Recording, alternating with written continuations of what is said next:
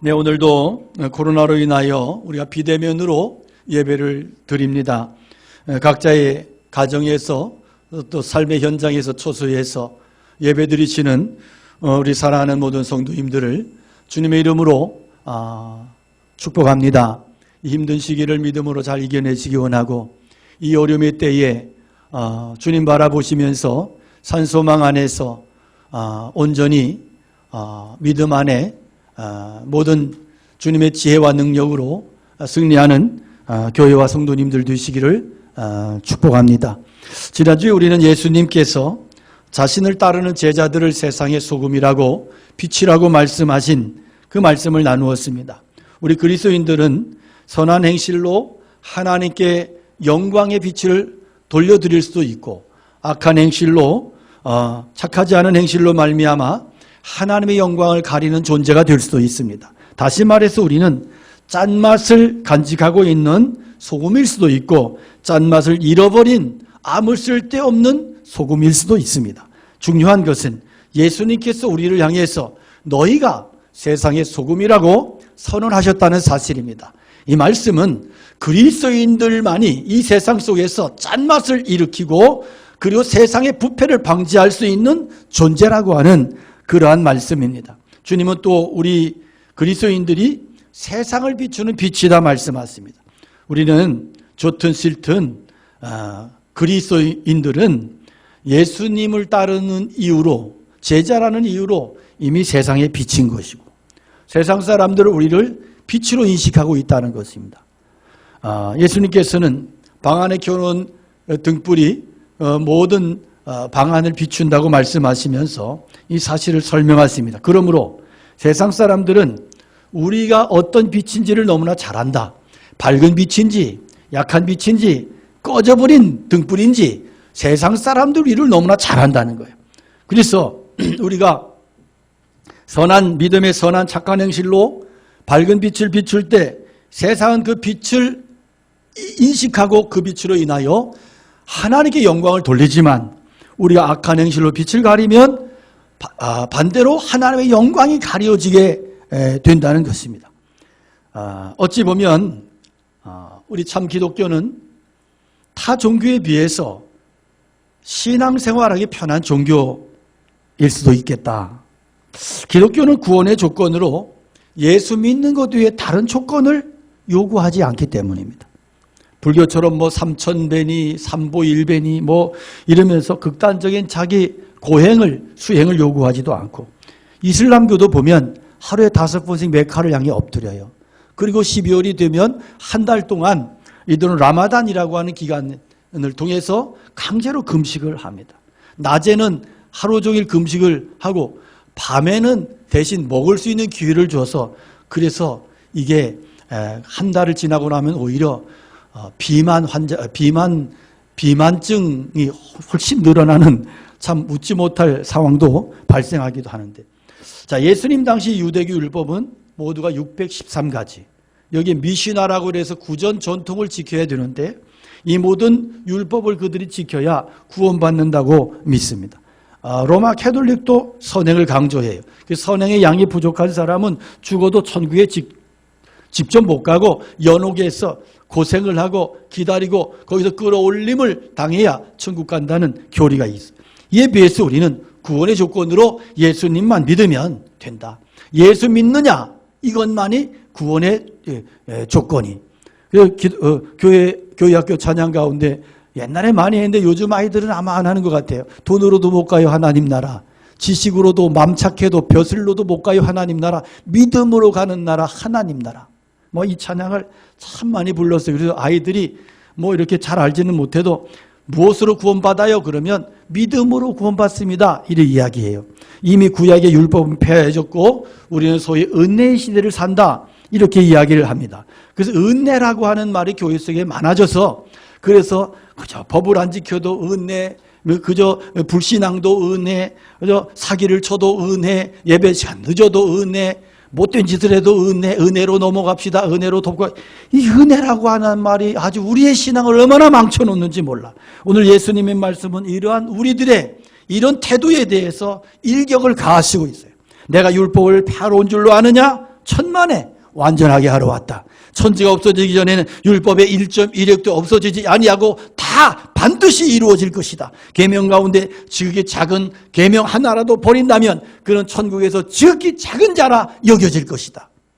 자, 이 말은 단순히 작은 자 취급받는다는 게 아니고 천국에 들어가지 못할 수도 있다는 경고의 말씀이에요. 그렇다면 구약의 율법 613가지를 다 지켜야 한다는 뜻이냐? 그래야 구원받는다는 뜻이냐?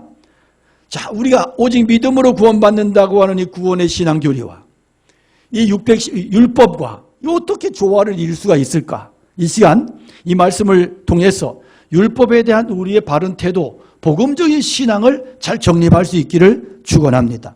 주님은 분명히 오늘 말씀에서 율법을 폐하러 온 게 아니고 완성하러 왔다 말씀하셔요. 그래서 철저하게 뭐예요? 구약의 말씀을 성취하러 오셨다는 말씀이. 기독교 초기 이단 가운데 마르시온이라고 하는 이단이 있었어요. 이들은 예수님이 오심으로 구약은 끝났다, 폐기됐다. 구약에는 이제 유대교 종교고 그래서 유대교 경전일 뿐이고 신약만이 참된 성경이다 이렇게 주장했어요. 명백한 이단으로 정죄받았습니다. 오늘날 우리는 어때요? 구약과 신약을 동등한 하나님의 말씀으로 믿고 받아들이죠. 자, 예수님은 내가 율법을 폐하러 온 것이 아니라 완성하러 왔다 말씀하심으로써 신앙인들이 빠지기 쉬운 이 무율법주의적인 태도나 또 이런 어떤 반윤리적인 도덕적인 삶을 경고하고 계세요. 18절에 율법의 1.16이라도 반드시 없어지지 아니하고 다 이루리라. 1.16이라고 하는 것은 히브리 알파벳 중에서 마치 쉼표처럼 생긴 이렇게 생긴 요드라고 하는 그런 글자가 있는데 그런 글자 하나라도 없어지지 않고 다 성취되어야 된다. 특히 이 요드를 어디에 찍느냐에 따라서 뜻이 달라지는 거예요. 그래서 이것 하나라도 없어지지 않고 다 성취되어야 된다. 우리 그리스도인은 예수를 믿을 뿐 아니라 구약에서 말씀하신 이런 말씀, 이 말씀 당연히 지켜내야 되고 살아내야 된다. 그런 말씀의 의미잖아요. 예수님 말씀. 그러니까 예수 믿는다고 하는 게 그렇게 그저 은혜로 합시다. 은혜로 이렇게 넘어가고 구렁이 담 넘어가듯 이렇게 쉽게 그런 일이 아니라는 말씀 아니겠어요? 그렇다면 율법의 조항 613가지를 오늘날로 다 철저하게 그렇게 문자적으로 다 지켜내야 된다. 그런 말이냐? 말이 613가지지 여기에 유대인들의 구전 전통이라고 하는 이 미시나까지 합하면 율법이 엄청나게 많아져요. 안식일 계명만 해도 구약에서 몇 가지 안 되지만 미시나에서 이것을 유권 해석을 하고 덧붙이게 하고 해서 49가지로 만들어놨어. 그러니까 예수님 당시에는 이 구전의 율법도 동일한 어떤 기록된 율법과 같은 효력을 가지고 있었는데 오늘날 이게 다 지켜야 구원받는다는 말이냐? 그렇지 않다. 우리는 산상수훈이 기록된 예수님 말씀, 마태복음 말씀을 살펴봄으로써 예수님께서 말씀하신 의도, 그리고 하나님께서 율법을 제정하신 그 본래적인 의도, 근본 정신이 무엇인가 하는 것을 우리가 파악해야 되는 거예요. 먼저 예수님은 당신의 말씀처럼 율법의 1.16이라도 그럼 어김없이 그렇게 문자적인 의미로 다 지켜내셨느냐? 아니에요. 예수님은 율법을 대놓고 어기신 적이 많아. 정면으로 반박하시고 어기신 적이 많아. 예수님은 안식일에 대해서 안식일에 해서는 안 될 일을 하셔요. 제자들은 미리삭 잘라 먹었는데 이게 미리삭을 잘라서 비벼 먹은 것은 이 추수와 탈곡의 의미, 그런 의미가 있어요. 그래서 이들이 엄격하게 금하는 것인데 제자들은 대놓고 먹었어요. 이거 계명을 어겼잖아. 예수님 안식일에 병 고치셨어. 왜 굳이 안식일에 고치죠? 안식일에 그들은 율법으로 다 금해 버렸는데. 그런데 평일에 할 수도 있잖아요. 마태복음 5장 31절에 모세는 이혼 증서를 써주고 합법적으로 이혼할 수 있다 그랬어요. 신명기 24장 1절에 기록된 율법입니다. 그러나 예수님은 음행죄 위에는 이혼은 불법이다 선언하셨어요. 유대인들에게 있어서 음식을 먹을 때 손을 씻고 먹는 것은 철저히 중요한 계명이야. 그래서 유대인들은 고대에 전염병이 돌 때도 유대인들은 비켜갔어. 손을 씻었거든. 오늘날 우리가 코로나 손 씻으니까 코로나 병균이 씻어져 나가서 감염이 안 되잖아. 그러니까 이것은 정결의 법이 그들을 사실 지켜주기도 했어요. 그런데 예수님께서 이들에게 있어서 이것은 엄청나게 중요한 법이거든요. 정결에 손 씻는 법은. 그런데 예수님은 뭐라고 해요? 야, 입으로 들어가는 게 더러운 게 아니고 나오는 게 더러운 거다. 음란과 악한 생각과 정욕과 어떤 간음, 도적질, 거짓 이런 것들이 사람을 더럽게 하고 병들게 하고 오염시킨다 말씀하시면서 정결법을 대놓고 대놓고 폐지하셔. 율법의 총본산지 성전도 허물고 다시 짓겠다고 선언하시고 말씀하셨어요. 자, 이런 예수님의 모습을 보면 예수님은 율법의 낱낱이 그 문자적인 조항보다 율법의 근본 정신, 스피릿, 이 원래 정신을 더 중요시하셨다 하는 거예요. 예컨대 안식일 계명 보면 그래, 안식일의 율법 근본 정신은 일하지 않고 쉬면서 거룩하고 복된 날로 그렇게 보내는 거예요. 처음엔 유대인들도 이런 정신을 잘 지켜냈어요. 어떻게 하면 거룩하게 지낼까? 안식일에 일하지 말라고 하셨는데 어떻게 하는 게 일하지 않는 것일까? 이것을 기도하고 고민하면서 이들이 정성껏 만든 안식일 계명이 49가지야. 그런데 문제가 뭐야? 문제는 시간이 지나는 게 문제야. 시간이 흘러가면서 안식일의 그 순수한 정신 영성이 다 사라져버리고 껍데기 규율만 남아버린 거예요. 율법의 정신은 하나님의 구원을 경험하고 하나님의 친백성된 이스라엘 백성들이 하나님의 백성답게 살아가는 그 방식이 곧 율법의 근본 정신이고 하나님의 요구인 거예요. 그런데 시간이 지나면서 어떻게 돼? 율법의 정신은 영성과 감동과 감격은 다 사라져버리고 뭐만 남아? 죽은 의식, 껍데기 의식만 남아버리는 거예요. 우리가 여러분 신앙생활하면서 이렇게 될까 두려워해야 돼. 이렇게 될까 봐 여러분 겁내셔야 돼. 그러니까 이스라엘 백성들에게 있어서 이 율법은 어떻게 변질이 된 거예요? 감격이 아니고 감동이 아니고 죽지 못해 지킬 수밖에 없는 무거운 짐이 돼버린 거예요. 짐이. 예컨대 안식일에 우리 보니까 거실에서 예배드리면서 조시는 분도 계신 것 같아. 일어나실지어다. 안식일에 1km 이상 걸으면 안 돼. 왜? 그 이상은 노동이야. 그런데 그 이상을 가려면 어떻게 해야 돼 그러면? 그게 편법이 생긴 거예요. 1km 가서 쉬었다 가면 돼. 참 쉽죠? 이렇게 편법이 생겨.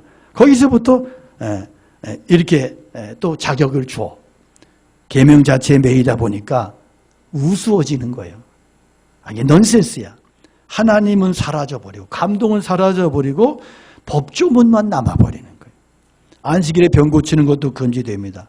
의사가 행하는 노동에 해당되기 때문에. 그러나 사람의 목숨이 위급할 때, 아주 위급할 때는 극히 예외적인 조항을 이렇게 두었어요. 코나 입이 아플 때에도 목이 아플 때에도 허락이 됐는데 그때도 병이 악화되는 것을 방지하는 수준 정도만 처방을 해야지 고치면 안 돼. 낫게 하면 안 돼. 그건 노동이야. 상처에 붕대를 감을 수 있지만 그런데 약을 발라서 기름을 바르면 노동이야. 귀에 솜을 넣을 수 있지만 약을 바른 솜을 넣으면 노동이야. 그러니까 이게 뭐요? 안식일이 은혜로운 날, 복된 날이 아니라 오히려 죄를 더 짓기 쉬운 날이 돼버렸어. 자, 과연 이런 조항들이 하나님께서 의도하신 율법의 정신과 뭔 상관이 있어요? 아무 상관이 없이 돼. 결국 율법을 잘 지킨다는 명분으로 유권 해석을 하고 수많은 세부조항 만들었지만 결국 이것은 하나님께서 율법을 만드신 본래의 정신과는 전혀 상관이 없는 방향으로 나가버리고 말았던 거예요. 그래서 여러분 생명력을 상실한 종교는 무서운 폭력이 될 수 있다는 거 아셔야 돼. 그래서 우리가 신앙생활하면서 하나님과의 관계, 생명의 관계 중요하고요. 내가 생명에 반응을 하면서 신앙을 살아가고 있느냐가 중요해. 이것이 없이 생명이 떨어져 버린 교리, 생명이 떨어져 버린 어떤 종교적 습관은 사람들을 죽이는 폭력이 될 수 있다는 거 아셔야 돼요. 그동안 기독교는 종교적인 폭력을 일삼아왔던 부분도 많이 있다는 것 여러분 기억하셔야 돼요. 자, 우리 예수님께서 하신 일은 율법의 원래 정신을 회복시키는 일이었어요. 안식일은 사람을 위한 복된 날이기 때문에 예수님께서는 개의치 않고 사람을 고치셔서 회복시키는 것이 하나님의 정신이잖아. 살리시는 것이 하나님의 정신이잖아. 생명을 풍성하게 하시는 것이 하나님의 정신이잖아. 그러니까 이게 맞는 거예요. 십계명에 대한 해석도 그래요. 사람들은 미워하고 증오하고 저주하고 괴롭히면서도 손을 안 대고 직접 죽이지 않으면 살인이 아니다, 이렇게 생각하지만 예수님 뭐라고 말씀하세요? No! 형제를 미워하고 욕하는 것도 저주하는 것도 살인이야. 그러니까 살인하지 말라고 말씀하신 하나님의 본래의 정신, 근본적인 뜻이 무엇인가를 밝혀주신 것이에요. 정결법도 마찬가지요. 대표적으로 먹는 음식 못 먹는 음식 조항이 있잖아. 레위기에는 색임질을 하거나 색임질하고 굽이 갈라진 짐승만이 정한 음식이야. 그래서 소나 양이나 염소나 이런 것들은 정한 음식이야. 왜? 굽이 갈라지고 색임질 하잖아. 근데 돼지는 안타깝게도 색임질을 안 해. 먹고 싸기만 해. 그 돼지는 부정해. 이렇게 이들은 말도 마찬가지. 말은 색임질을 하지만 굽이 통굽이야. 그래서 말은 부정한 음식이야. 그래서 이들은 음식에 대한 경계심이 너무너무 철저하고 문자적으로 이것을 굉장히 생명 걸고 지키고, 소위 지금도 경건한 유대인들은 이렇게 돼지 기름이 첨가된 0.1%라도 첨가된 기름은 쓰질 않습니다. 그런데 우리 기독교인들은 어때? 돼지고기 겁나 잘 먹어. 어떤 분들은 개고기도 잘 드셔. 율법에 먹지 말라 그러는데 왜 먹어? 그런 율법 어기는 거잖아. 지금도 뭐 이렇게 안식교나 이런 데 문자주의를 고집하는 그들은 지금도 여전히 이렇게 해요. 그러니까 가난한 사람들은 먹을 고기가 없어서 어떻게 바짝 마르는 거지. 소고기 비싼 사람은 그것도 어떻게 먹겠어. 돼지고기도 못 먹고. 그런데 여기에서 우리가 기억할 것이 뭐냐. 예수님께서 문자적으로 율법의 문자 조항 그대로를 지키셨느냐. 철저하게 천만의 예수님은 그렇게 전혀 지키지 않으셨어. 그 속에 정신을 말씀하시고 회복의 이 교리를, 그 정신을 말씀하시고 율법을 제정해 주신 의도, 이유가 뭐냐 이걸 명확하게 하셨어. 그건 뭐냐? 하나님께서 이렇게 주신 이유는, 제정하신 이유는 먹는 것까지도 정결하게 하고 먹는 것까지도 구별해라. 그렇게 너희가 철저히 구별된 삶을 살아가는 것이 하나님의 백성이 살아갈 모습이라고 하는 이런 상징적인 그런 어떤 것들을 하나님께서 주님께서는 우리에게 해석해서 우리에게 이 말씀을 주신 것이에요. 그러니까 돼지고기 더럽냐? 아니다. 돼지고기를 거부하면서 네 속에서 증오하고 저주하고 음욕을 품고 그렇게 사기를 치고 살인하고 이거이 더러운 거다. 그러니까 돼지고기 안 먹으면서 깨끗하다 하지 마라. 이거 하나님이 역겨워하신다는 거예요. 속되게 생각하는 그 사람에게만 속될 뿐이다. 이렇게 예수님께서 정리해 주신 거예요. 명쾌하게 정리해 주신 거예요. 그래서 주님께서 율법을 완성하러 오셨다 말씀하세요. 실제로 완성하셨어. 구약에 수많은 율법이 있지만 이것을 정리하면 크게 의식법과 시민법으로 나눌 수 있어요. 의식법은 우리가 잘 아는 대로 절기, 안식일에 대한 이런 계명의 이런 것들이죠. 그래서 예배법, 정결 예식에 관한 것, 이게 이제 의식법이에요. 이것은 뭐예요? 예수님의 십자가를 통해서 다 해결이 됐어. 완성이 됐어. 성취가 됐어. 구약의 성전과 제사는 다 예수님을 상징하는 거잖아. 성막도 공부해 보면 다 예수님을 상징해. 제사라고 하는 것은 뭐예요? 인간의 죄를 대신해서 짐승을 잡는 것인데 예수님께서 갈보리 십자가 어린 양 되셔서 갈보리 십자가의 대속을 통해서 모든 죄의 문제를 청산해 주시고 한 번의 제사로 영원한 제사를 완성하셨잖아. 그래서 구약 시대에 중요했던 그 수많은 제사, 의식의 법은 더 이상 필요치 않고 완성됐다. 그래서 이렇게 이 의식의 법은 예수님이 십자가로 완성이 됐어. 또 다른 하나의 법, 시민법, 도덕법, 윤리법. 시민법의 대표는 십계명이에요. 십계명은 그게 하나님 사랑과 이웃 사랑으로 이렇게 요약이 되죠. 그래서 앞에는 하나님 사랑, 뒷부분은 이웃 사랑. 십계명 통해서 율법이 우리에게 두 가지를 가르쳐주는, 하나는 우리가 얼마나 죄인인가를 밝히는 거예요. 십계명 율법이 없을 때 우리 죄가 뭔지 몰라. 죄가. 그런 점에서 율법은 등불과 같은 거예요. 그래서 지금도 하나님의 말씀이 없는 미개한 종족이나 이런 곳에는 죄가 뭔지 몰라. 그래서 여자의 인권이니 뭐 말도 못하게 이 말도 안 되는 일들이 일어나는 거예요. 그러니까 어두울 때는 몰랐는데 율법이 등불이 돼서 밝게 비춰주니까 죄가 다 드러나고 감췄던 치부가 드러나. 그래서 율법은 엑스레이와 같은 것이다. 엑스레이를 찍으면 다 드러나잖아. 그런 것처럼. 그러니까 율법은 죄를 드러낼 수는 있지만 치료제는 아니야. 그 율법이 선한 것이야. 그러니까 선한 것이야. 왜? 죄를 드러나게 하니까. 그 죄를 드러내게 한다고 율법이 나쁜 게 아니잖아. 나쁜 건 뭐예요? 내 안에 있는 죄예요. 역사하는 죄지. 죄가 문제지. 그래서 여러분, 그리스도의 십자가처럼 인간의 죄인임을 적나라하게 드러내는 도구가 없어요.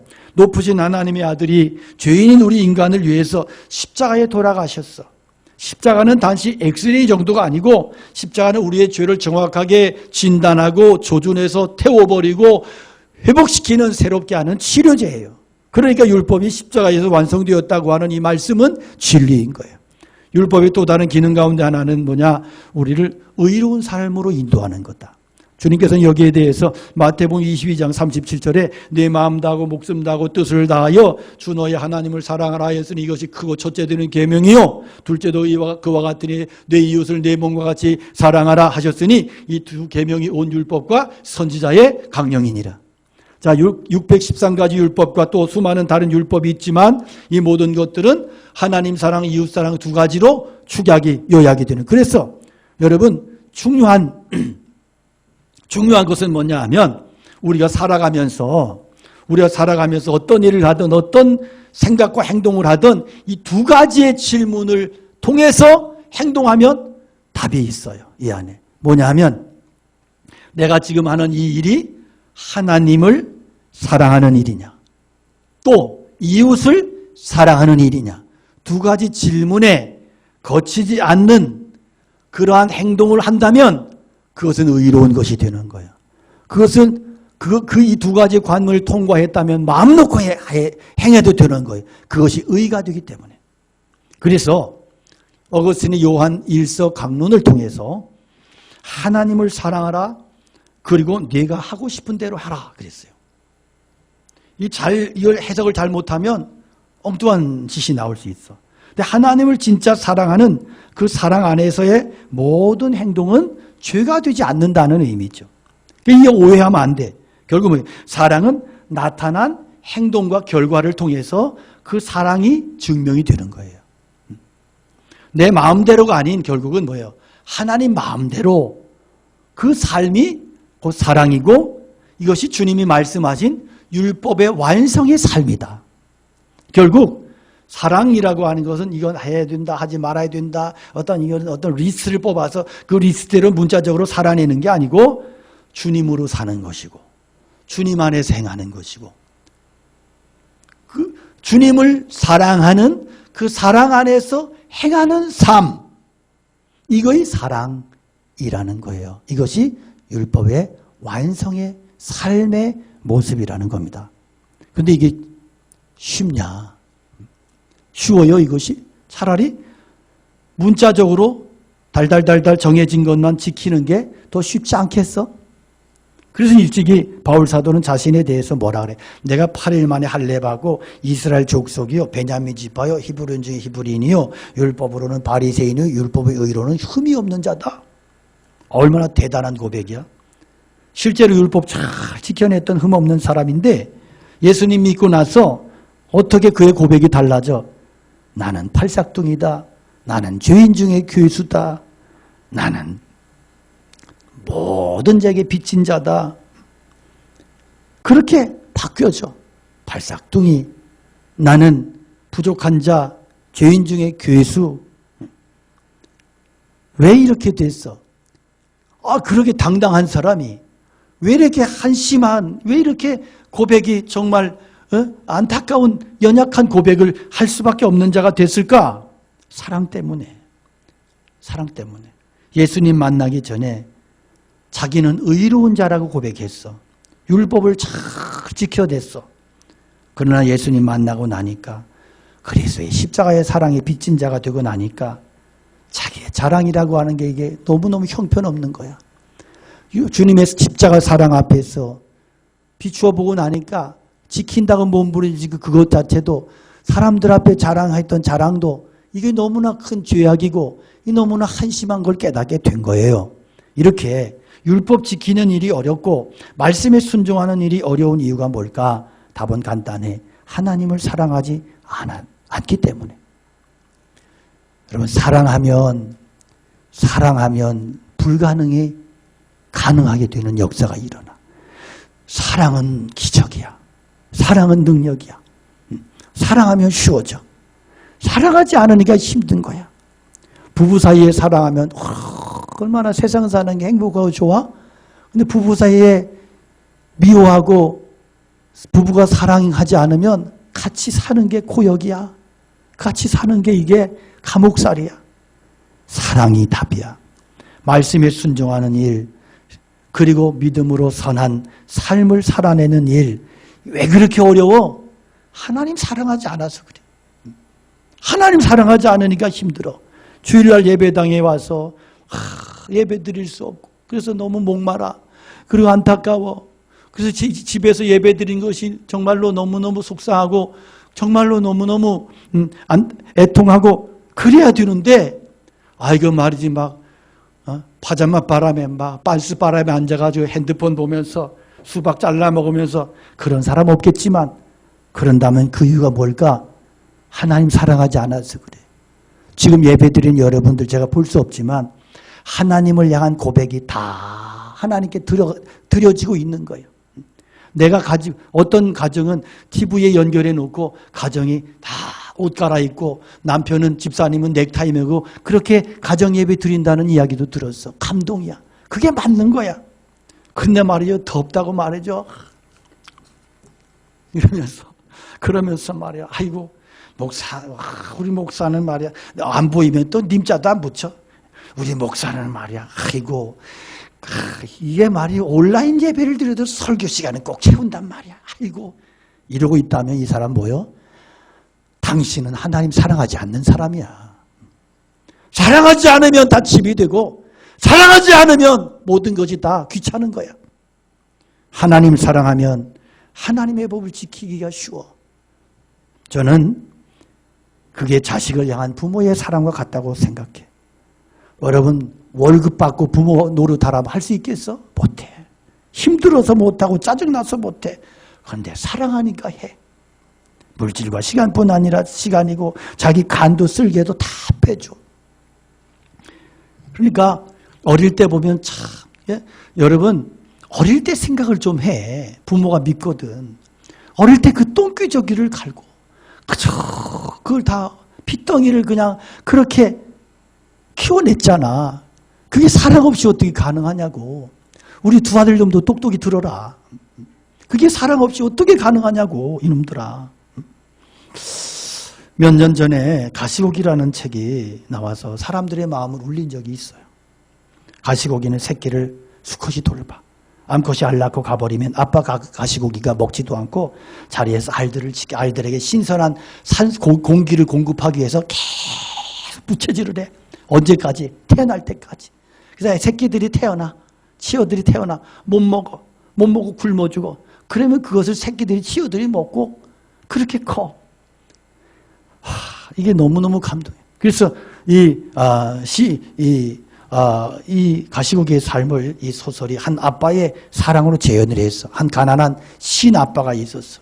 그런데 그만 그 딸이 백혈병에 걸렸어. 골수 이식을 해야 돼. 돈이 없잖아. 그래서 간을 팔으려고, 장기를 팔려고 갔는데 가남이야, 가남. 그래서 할 수 없이 고민하고 검사해서 각막을 떼어주고, 그리고 그 딸 아이를 수술을 하게 하고 자기는 어두운 방에서 이제 앞을 보지 못하고 죽어가는 그 사랑을 그렸어. 여러분 무엇이 이렇게 자기가 죽으면서라도 딸을 살려내려고 했을까? 이게 사랑이야. 사랑. 예수님께서 하나님의 뜻을 따라 인간이 되시고 온갖 고난과 조롱받으시고 결국 십자가에 죽으셨어. 그 길은 비아돌로로사 고통 비탄의 길이야. 그러나 주님은 그 길을 가셨어. 그 길을 어떻게 그 길이 가능했을까? 사랑 때문에. 인간에 대한 당신의 사랑 때문에. 사랑이 구주를 죽게 했네. 왜 날 사랑하나. 겸손히 십자가 지시었네. 왜 날 사랑하나. 왜 날 사랑하나. 왜 날 사랑하나. 왜 주님 갈보리 가야 했나. 왜 날 사랑하나. 주님은 오히려 십자가의 길이 쉽대요. 가볍대. 그렇게 말씀하셨어. 수고하고 무거운 짐진 자들아, 다 내게로 오라. 내가 너희를 쉬게 하리라. 나는 마음이 온유하고 겸손하니 나의 몽에를 메고 내게 배우라. 그러면 너희 마음이 쉼을 얻으리니 이는 내 몽에는 쉽고 내 몽에는 내 짐은 가벼움이라. 어떻게 예수님의 몽에가 쉽고 가볍다고 말씀하실 수 있어요? 십자가 지고 가는 길이 얼마나 고통스러운데 그 이유가 뭐야? 한 가지, 사랑 때문에. 아이 키우는 일이 힘들어. 하루 종일 그 등쳐 업고 들쳐 업고 칭얼대는 소리를 듣고 밤마다 낮밤이 바뀌어서 소리를 지르고 울어쌓고 얼마나 고역이야. 그러나 세상의 엄마들이 그 일을 다 해내. 사랑하니까. 바울사도는 이웃사랑에 대해서 이렇게 말씀해요. 로마서 13장에 피차 사랑의 비디오에는 아무에게든지 아무 빚도 지지 마라. 남을 사랑하는 자는 율법을 다 이루었느니라. 간음하지 말라, 살인하지 말라, 도적질하지 말라, 탐내지 말라 한 것과 그 외에 다른 계명이 있을지라도 네 이웃을 네 자신과 같이 사랑하라 하신 그 말씀 가운데 다 들었느니라. 사랑은 이웃에게 악을 행치 아니하나니 그러므로 사랑은 율법의 완성이니라. 누가 사랑하는 사람에게 나쁜 감정 먹겠어? 사랑하는 사람에게 불우한 일을 행하겠어? 문제는 사랑이다. 사랑하면 가능하다. 사랑하면 실수도 덮어지고 사랑하면 허물도 감추고 싶어지고. 그래서 사랑은 율법의 완성이다. 그 말씀이요. 그래서 여러분, 우리가 기도할 때 뭘 기도해야 될까? 사랑을 위해서 기도하십시오. 주님, 내 안에 사랑이 풍성해지기 원합니다. 내가 사랑의 사람이 되기를 원합니다. 내가 사랑으로 행하기 원합니다. 내가 사랑으로 말하고 생각하기 원합니다. 죽은 사람이 일어날 자다 백날 그러는데 보니까 주변 사람들에게 상처나 주고 폭력이나 행사하고, 그건 하나님이 원하는 신앙이 아닌 거 아셔야 돼. 사랑을 위해 기도하시기를 축복합니다. 자녀를 위해서, 자녀는 부모를 위해서 사랑을 위해 기도하고, 사랑이 능력이고 사랑이 기적이고 사랑이 하나님의 말씀을 완성하는, 율법을 완성하는 능력이다. 양화진에 가면 유교인 선교사들의 순교묘지가 있어. 100여 년 전 경제적으로 유생적으로 살기 어려운 한국 땅에 와서 백수십 년 전에 복음 전했던 사람들. 이들은 이 땅과 피 한 방울 섞이지 않았지만 이곳에서 복음 전하다가 이질로 장티푸스로 풍토병으로 죽어갔어. 어떤 분은 온지 몇 주 만에 죽기도 하고 몇 개월 만에 죽기도 하고 몇 년 만에 죽기도 하고. 20대의 그 젊은 청춘, 그 그리스도를 사랑하는 종들이 이 땅에서 그렇게 죽어갔어. 묘비명을 보면 마음이 숙연해져요. 경건해져요. 루비 캐드릭 선교사 묘비에 이렇게 기록되어 있어. 내게 줄 수 있는 1000번의 생명이 있다면 나는 그 1000번의 삶을 한국을 위해 바치겠나이다. 너무 감동이야. 캐드릭 선교사는 처녀로 이 낯선 땅에 와서 8개월 살다가 풍토병으로 죽었어. 1885년에 와서 1890년에 순교한 헤론 선교사는 하나님의 아들이 나를 사랑하시고 나를 위하여 자신을 주셨다. 그렇게 기록했어. 대한매일신보 발행에서 한국을 알리고 한국 독립위에 헌신하셨던 헐버트 선교사 비문에는 나는 웨스트민스터 사원에 묻히기보다 한국 땅에 묻히기를 원한다 그랬어. 젠슨 선교사 묘비명은 친구를 위해 자기 목숨을 버리면 이에서 더 큰 사랑이 없느니라. 자기는 한국 친구들을 위해서 목숨을 버린다고 그랬어. 여러분, 이들이 이렇게 자기 목숨을 희생할 수 있었던 그 이유가 뭘까? 사랑이야, 사랑. 우리는 그 사랑 받아서 예수님을 알게 됐고, 우리는 그 사랑으로 오늘 예수님을 믿고 살고 있는 거야.